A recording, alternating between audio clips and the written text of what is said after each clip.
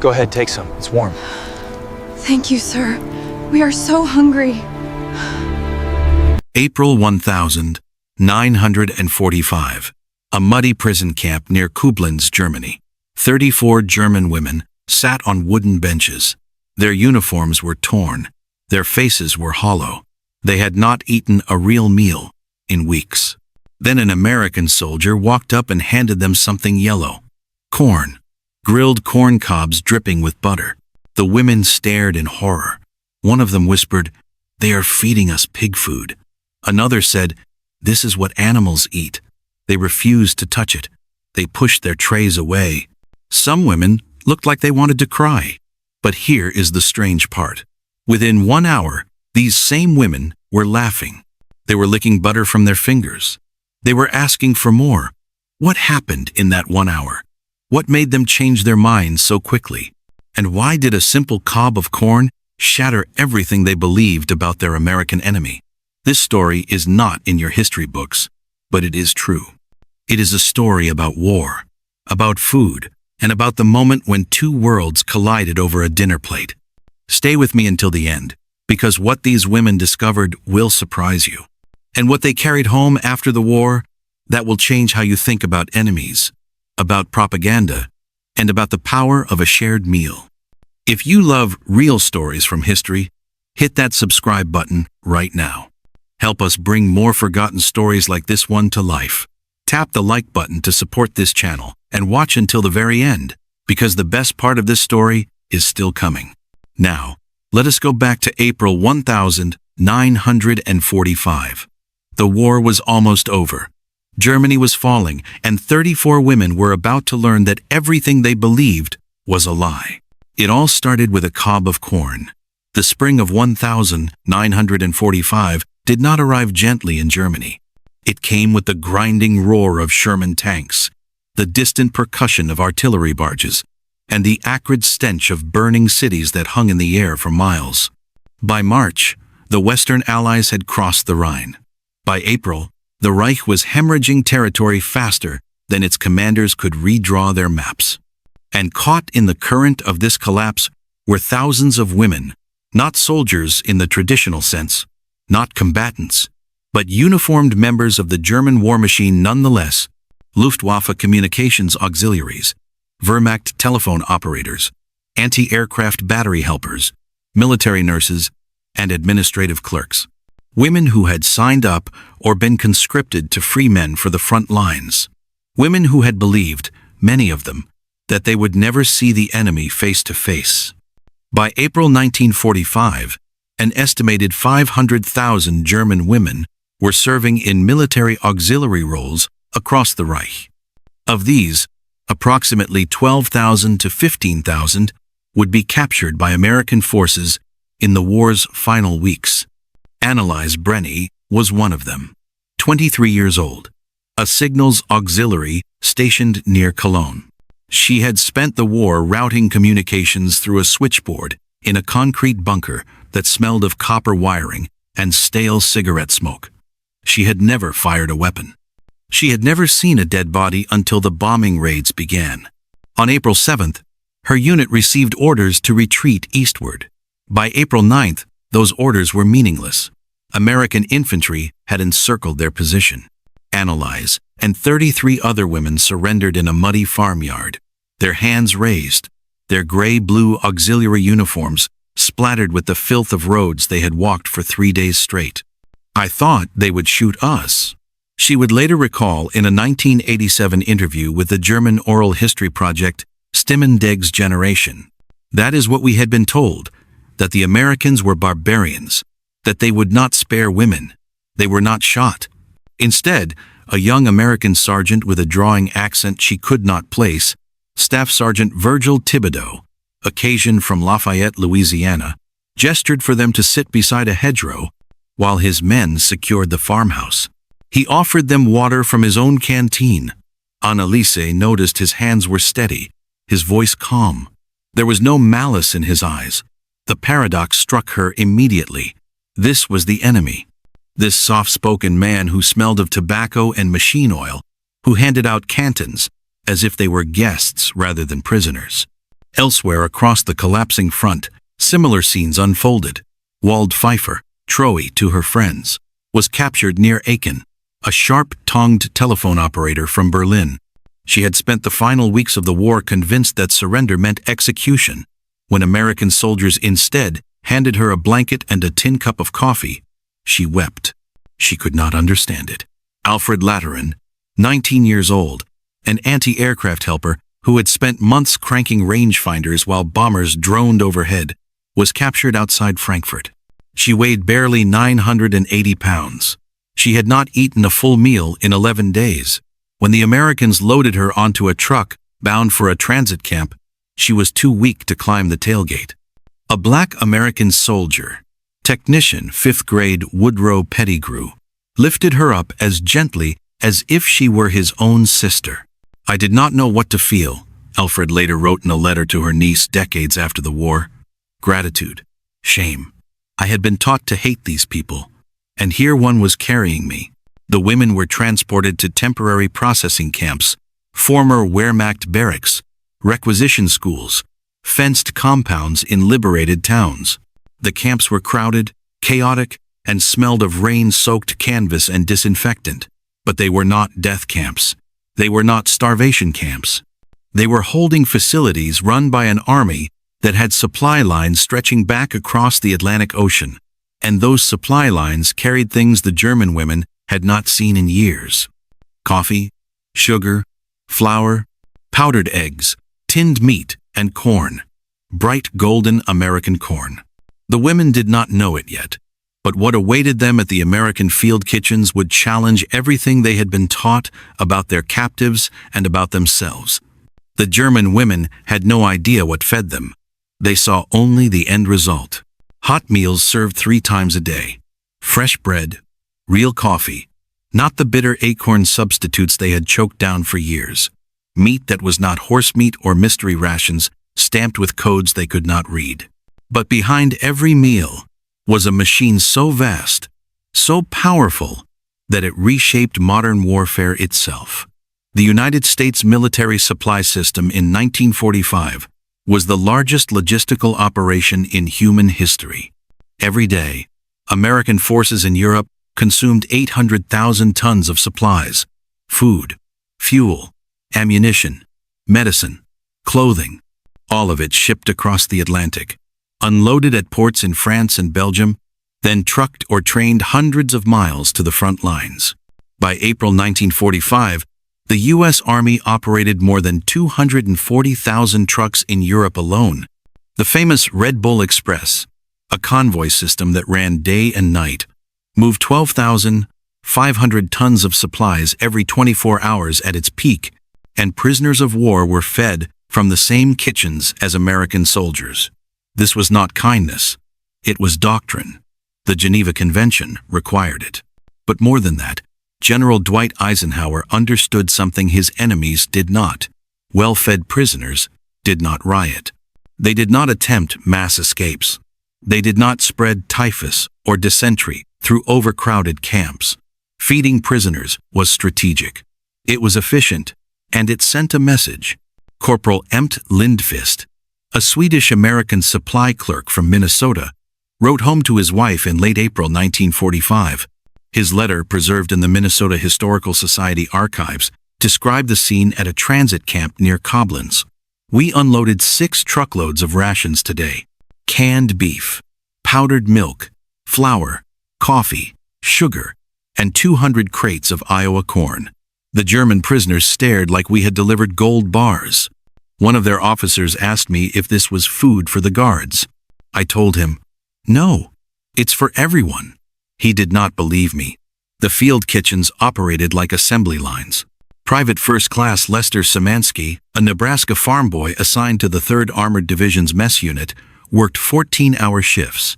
He and his crew could feed 1,200 men in under 2 hours. Breakfast was powdered eggs, toast, coffee, and canned fruit. Lunch was stew or hash. Dinner was meat, potatoes, vegetables, and bread. And the German PS received the same rations, not smaller portions, not leftovers. The same food cooked in the same pots, served on the same tin trays. For women like Renate Stahlberg, a military nurse who had spent the final year of the war treating wounded soldiers in hospitals with no morphine, no bandages, and no heat. The abundance was impossible to process. She had watched men die from infected wounds because there was no penicillin. She had boiled and reused surgical thread until it frayed. She had scrubbed bloodstains from her only uniform in freezing water because there were no replacements. And now, sitting on a bench in an American POW camp, she was handed a metal tray with beef stew, white bread, canned peaches, and coffee with real sugar. She stared at it. "I thought it was a trick," she admitted in a 1979 interview with a German documentary crew. "I thought they were showing us this food to humiliate us before taking it away." But they did not take it away. Staff Sergeant Virgil Thibodeau walked the line of seated German women, a ladle in one hand, a cigarette tucked behind his ear. He ladled stew into bowls without comment, his movements practiced and calm. He had done this 1,000 times. To him it was routine. To the women it was a shock. Hanna Lorfner, a communications auxiliary in her early 30s, leaned toward Renard and whispered, "Do their soldiers eat like this every day?" Renard did not answer. She did not know. But the evidence was everywhere. The American soldiers were tall, their uniforms fit properly, their faces were not hollow, their hands did not shake from hunger. The contrast was undeniable, and it was humiliating. These were the same soldiers German propaganda had mocked, as soft, as weak, as a mongrel nation incapable of discipline or sacrifice. Yet here they stood, well-fed and well-supplied, while the so-called master race sat in muddy camps, starving and defeated. The abundance itself became a weapon, not bullets or bombs, but butter and bread.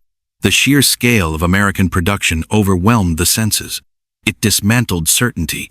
It raised questions the women had been forbidden to ask. If America could feed its prisoners this well, what did that say about Germany's claims of superiority? If the enemy was this strong, this organized, this humane, what did that say about the war itself? O.T. Drexler, an administrative clerk who had once filed reports in a spotless Wehrmacht office in Munich, sat with her tray untouched. She had believed in the Reich. She had believed in the Frau's promises. She had believed Germany would win. Now she believed nothing. The food sat before her, steaming in the cool April air, and she understood for the first time that everything she had been told was a lie. What came next would make that realization even sharper. The next evening, the women lined up for dinner as they had the night before. The routine had become familiar. Stand in line, take a tray, move past the serving station, sit on the long wooden benches, eat in silence while American soldiers watched from a respectful distance. But tonight, something was different. As Anneliese Brenny reached the front of the line, she froze. On the serving table, piled high on metal trays, were dozens of bright yellow corn cobs. Each one was grilled, charred black in spots, glistening with melted butter. Steam rose from them in the cool evening air. The smell was sweet, smoky, rich, and Anneliese had no idea what she was looking at. Behind her, Wald Pfeiffer leaned forward to see what had caused the delay. When she saw the corn, her face twisted in confusion. "Was this?" she muttered. "What is that?" Private Delbert Martinelli, a cheerful Italian-American from Brooklyn, grinned and held up a cob. "Corn fresh off the grill. You're going to love it." He dropped 2 cobs onto Annaliese's tray with a pair of tongs. She stared down at them, bewildered. Walrod took her tray and moved down the line. When she sat down, she leaned toward Renate Stahlberg and whispered urgently, "They are feeding us Tierfutter, animal feed." The word spread through the group like wildfire. Tierfutter, Schweinfutter, Varoder, pig food, livestock feed. Alfred Aladiman looked at the corn on her tray and felt her stomach turn. She had grown up on a farm outside Dresden. She knew exactly what corn was. Her family had grown it every summer, not to eat, but to chop into silage and feed to the pigs and cattle. Corn was not human food. It was coarse. It was cheap. It was what you gave to animals when you had nothing better, and now the Americans were serving it to them as a meal. Hannelore Fnur held her cob by the very tip as if it might contaminate her fingers. She turned it slowly, inspecting the kernels, the charm marks, the melted fat dripping onto her tray. "Why are they doing this?" she whispered. "Are they mocking us?" Otterly Drexler, the former administrative clerk, shook her head slowly. Her voice was bitter. "They think we are animals. That is why." The cultural divide was absolute. In Germany, corn had been grown for centuries, but never as a food crop for people.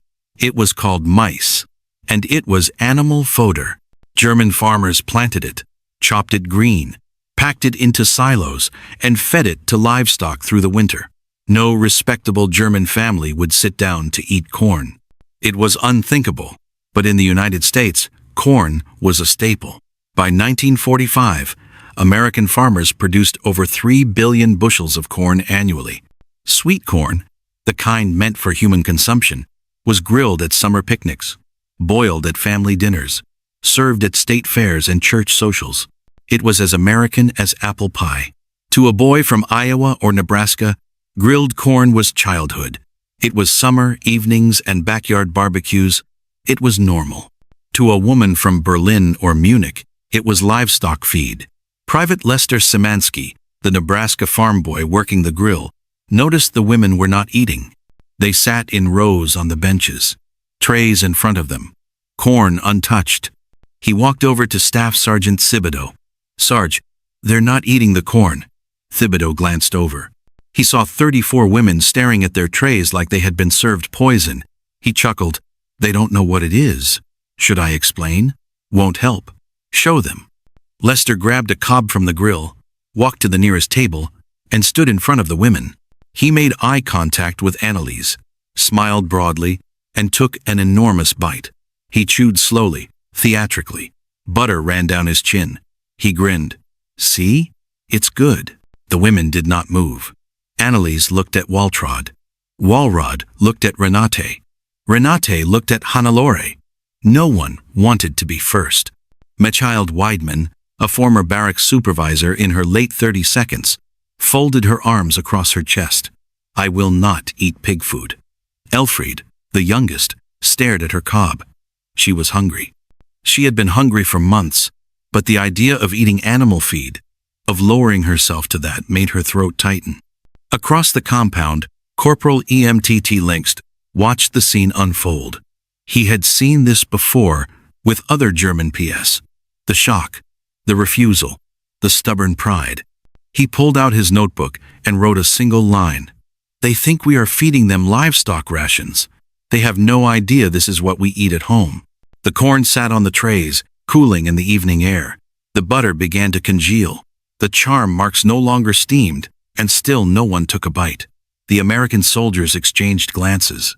Thibodeau shrugged. "Leave them be. They'll eat when they're hungry enough." But hunger alone would not be enough to cross this divide. What it would take was something simpler, something human.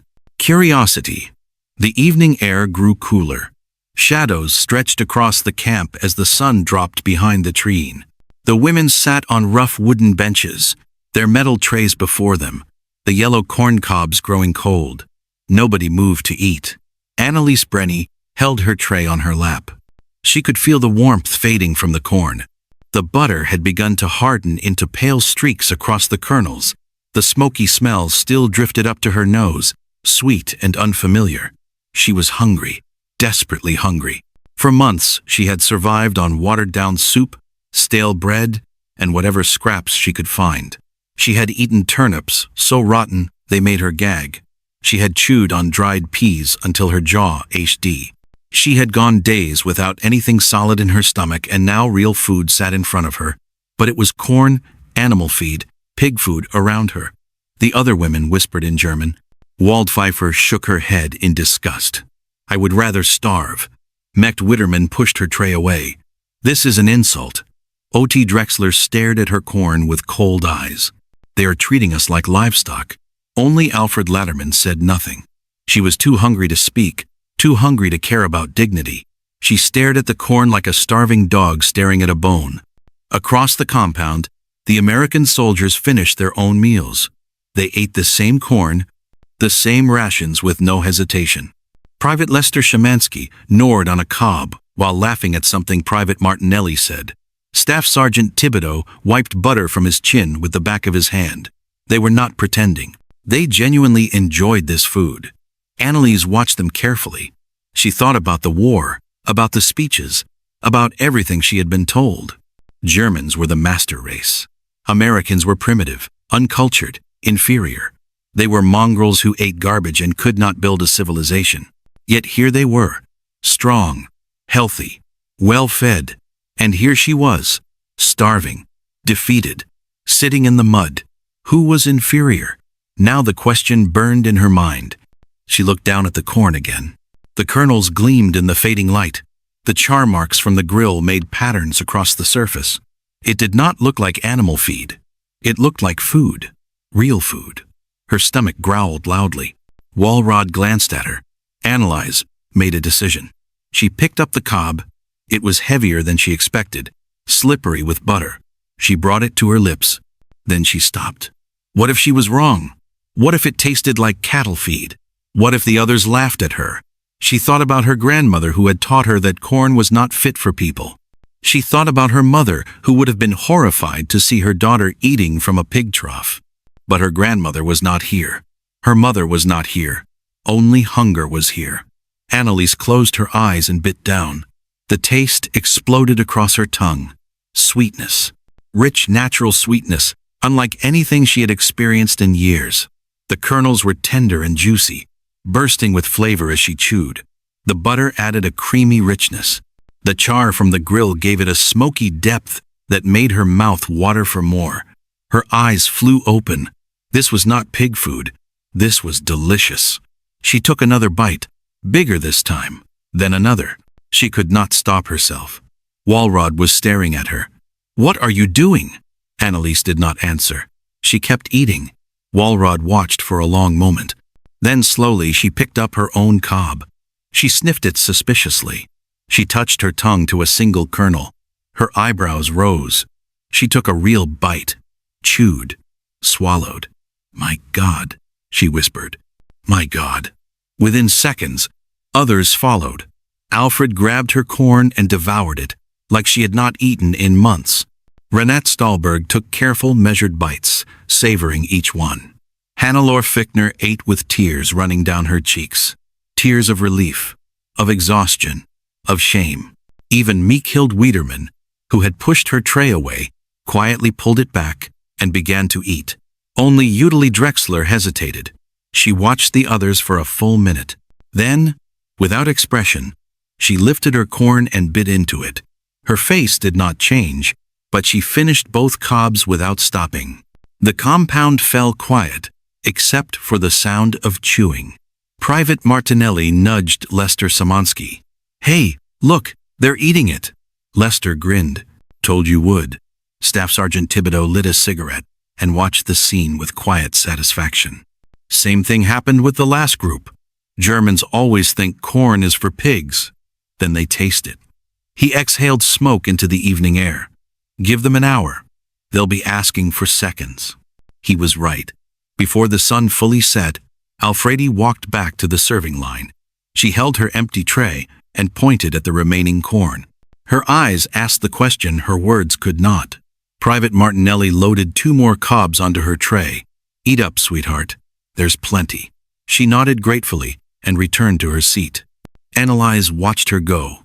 She looked down at her own empty tray, her fingers sticky with butter. For the first time in weeks, her stomach was full. For the first time in months, she felt something like hope. A simple cob of corn had done what no speech, no order, no propaganda could do. It had begun to change her mind about the enemy. The days that followed were different. Something had shifted in the camp. It was not obvious. The barbed wire still stood. The guards still patrolled. The women were still prisoners, but the tension had eased. Meals became moments of quiet connection. The women no longer approached the serving line with fear or suspicion. They came with empty trays and left with full stomachs.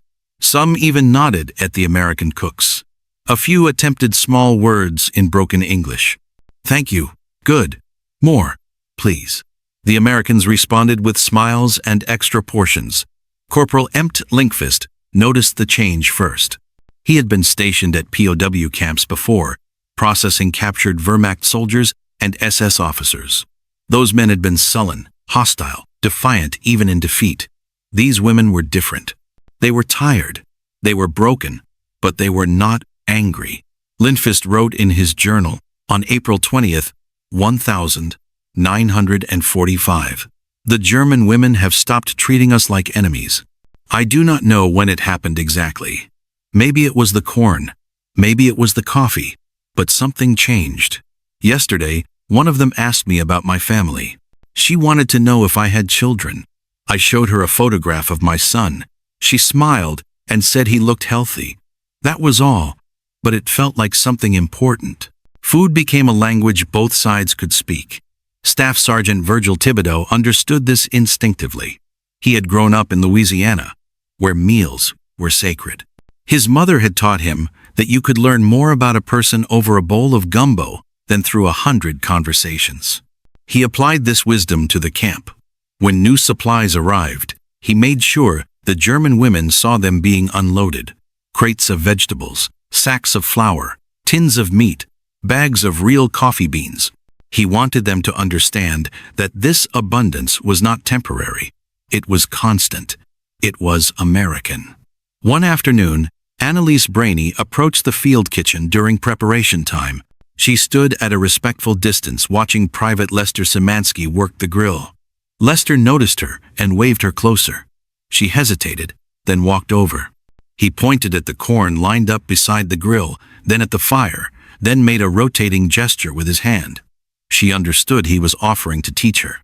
For the next hour, Annalise learned how to grill corn, of the American way. Lester showed her how to turn the cob slowly, how to watch for the kernels to blister, how to brush on butter at the right moment. She burned her first cob. Lester laughed and handed her another. By the third try, she had it right. When she bit into her own creation, she smiled. A real smile, unguarded and genuine. Lester grinned back. "See? Easy." She did not understand the word, but she understood the meaning. Similar scenes played out across the camp. Renate Stahlberg, the military nurse, began helping organize meal distribution. Her medical training had taught her efficiency and order. She brought those skills to the serving line, arranging trays, managing portions, keeping things moving smoothly. Staff Sergeant Thibodeau was impressed. Within a week, he had given her unofficial authority over the process. Mechthild Wiederman, the former barracks supervisor, took charge of cleanup. She organized the other women into work groups, assigning tasks, enforcing standards. The American cooks joked that she was stricter than their own officers. Private Martinelli called her the general behind her back. She pretended not to hear, but once Lindfist saw her almost smile. Walrod Pfeiffer discovered that Private Woodrow Pettigrew played harmonica. One evening after dinner, he sat on an empty crate and played a slow blues melody. The sound drifted across the camp, mournful and beautiful. Walrod listened from her bench. When he finished, she clapped softly. Pettigrew looked up, surprised. He nodded at her and played another song. After that, the evening concerts became routine. Women gathered near the kitchen tent after meals, listening quietly as Pettigrew played. Sometimes the American soldiers joined them. Sometimes everyone just sat in silence, sharing the music. For those few minutes, the war felt far away. Hannel Fichtner later wrote about these evenings in a letter to her daughter. Decades after the war ended, there was a black American soldier who played the harmonica. I did not know his name then. We were not supposed to speak to each other, but every night he played for us. Sad songs, beautiful songs. I think he was homesick just like we were in those moments. I forgot he was the enemy. I forgot I was a prisoner. We were just people listening to music together. The propaganda had said Americans were cruel. The propaganda had said they were univilized. The propaganda had said they would show no mercy. But the evidence was in front of the women every day. Hot meals, clean water, medical care, music, humanity. O.T. Drexler, who had once believed every word the Reich told her, sat alone one evening and wrote a single sentence in her notebook. Everything I was taught was wrong. She underlined it twice. The corn had been the beginning, but the truth went deeper than food. These women were learning that their enemy was not a monster. Their enemy was human, and that realization would stay with them long after the war ended. The war in Europe ended on May 8, 1945. Germany surrendered. The guns fell silent. The killing stopped. But for the women in the transit camp near Koblenz, liberation did not come immediately. They remained prisoners for several more weeks while the Allies sorted through millions of displaced people, refugees, and captured soldiers. During this time, the routines continued. Meals were served, corn was grilled, coffee was poured. The women worked alongside the American cooks, helping where they could, filling the empty hours with useful tasks. Then, in late May, orders came. The women would be transferred to British and French custody for final processing. From there, they would be released to return home. Home? The word felt strange now. What home? Germany lay in ruins. Cities that had stood for centuries were piles of rubble. Factories were destroyed. Farms were abandoned. Millions of people wandered the roads, searching for family members, searching for shelter, searching for food. The Germany these women had left no longer existed.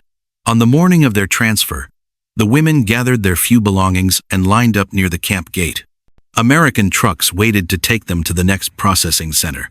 Staff Sergeant Virgil Thibodeau stood by the gate, watching them prepare to leave. Anneliese Brenny walked past him. She stopped for a moment. They looked at each other. She did not know enough English to say what she felt. He did not know enough German to respond. But words were not necessary. She nodded. He nodded back. Then she climbed into the truck. Private Lester Szymanski handed out small packages to the women as they boarded. Each package contained a tin of meat, a chocolate bar, and 2 cobs of dried corn. For the road, he said, grinning. Most of the women took the packages with quiet thanks. Some clutched them tightly, as if holding something precious. Alfred Latamian looked at her package, and then at Lester. Her eyes were wet. Dank, she whispered. Thank you. He understood that word. You're welcome, kid. Take care of yourself. The trucks pulled away. The women watched the camp disappear behind them. None of them knew what awaited them in Germany, but all of them carried something with them. Memories. The journey home was long and difficult. The women passed through destroyed cities and burned villages. They saw bodies still lying in the streets. They saw children begging for food. They saw old men digging through rubble with their bare hands. This was the Germany that Hitler had promised would last 1,000 years. It had lasted 12. When Anessa finally reached her hometown near Cologne, she found her family's apartment building destroyed. A British bomb had hit it in February. Her mother and younger sister had survived by hiding in the basement.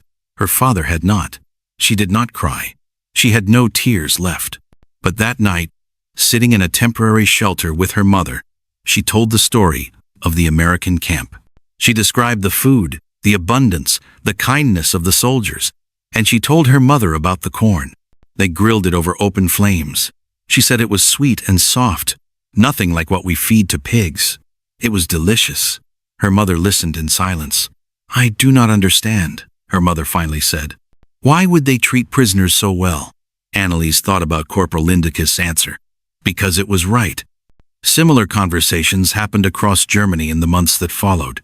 Women who had been held in American camps told their families what they had experienced. They described the rations, the medical care, the respect they had received. Many families did not believe them at first. The propaganda had been too strong. The lies had gone too deep. But the women insisted. I was there, Renate Stahlberg told her brother when he questioned her story. I saw it with my own eyes. I ate their food. I worked in their kitchen. They treated us like human beings. Slowly, the truth spread. American occupation forces distributed food aid throughout their zone. They brought in supplies, rebuilt infrastructure, and fed millions of starving Germans through the winter of 1945 to 46. The corn kept coming, and Germans began to eat it. By the 1952, sweet corn had become an accepted food in West Germany. Farmers began growing it for human consumption. Supermarkets stocked canned corn from America. Recipes appeared in German cookbooks. The change was slow, but it was real. In 1987, a German oral history project called Stimmenkrieration interviewed elderly women about their wartime experiences. Several of them had been held in American POW camps. Almost all of them mentioned the corn. Anneliese Brenny-Sauer, now 75 years old, laughed when the interviewer asked about it. "We thought they were mocking us," she said. "We thought it was animal food. And then we tasted it." She paused, her eyes distant. That was the moment I knew we had been lied to. About everything. If they had lied about something as simple as corn, what else had they lied about? She smiled sadly. The answer, of course, was everything. The story of German power women and American corn is small in the vast history of World War II. It does not appear in most textbooks. It did not change the outcome of any battle, but it changed minds. It challenged beliefs. It planted seeds of understanding between enemies. Sometimes history turns on grand events, invasions, treaties, the fall of empires. But sometimes it turns on something smaller, a shared meal, a moment of kindness, a single bite of corn. In the end, America's greatest weapon was not its tanks or its bombers. It was its abundance and its willingness to share it even with those who had been taught to hate. The German women who were captured in 1945 expected cruelty. They received corn. They expected starvation. They received abundance. They expected monsters.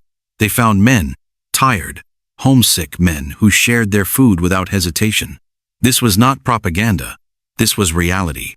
And it shattered everything these women believed about their enemy.